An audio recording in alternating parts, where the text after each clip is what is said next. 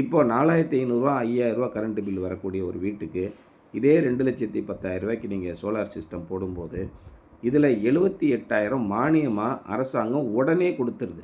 ஒரு மாதத்துக்குள்ளே உங்கள் அக்கௌண்ட்டு கிரெடிட் ஆகிடுது. அந்த மாதிரி இருக்கும்போது நீங்கள் போட்ட முதலீட்டை கரெக்டாக 3 வருஷத்துக்குள்ளே திரும்ப எடுத்துடலாம். இந்த மின் கட்டணத்தை மிச்சப்படுத்துவதன் மூலமாக நம்ம திரும்ப எடுத்துடலாம். இந்த மாதிரி போகும்போது நமக்கு நல்ல ஒரு அருமையான முதலீடு. உங்கள்கிட்ட பணம் இருக்குது, இந்த பணத்தை பேங்க்கில் நம்ம ஃபிக்ஸட் டெபாசிட்டில் போட்டு வைக்கும்போது ஒரு வருஷத்துக்கு உங்களுக்கு 8லேருந்து 9% வட்டி கிடைக்கும். ஆனால் இந்த மாதிரி நம்ம முதலீட்டு திட்டங்களில் இந்த சோலார் நம்ம வீட்டுக்கு போடும்போது மின்சார கட்டணத்தை மிச்சப்படுத்துவது ஒரு பக்கம், அரசாங்கத்திட்டேருந்து 78,000 மானியத்தை வாங்கிக்கலாம். முதலீடு பண்ணுறதுக்கு அரசாங்கமே வங்கிகள்கிட்ட சொல்லி 2 லட்ச ரூபா வரைக்கும் லோன் கொடுக்க ஏற்பாடு பண்ணுறாங்க.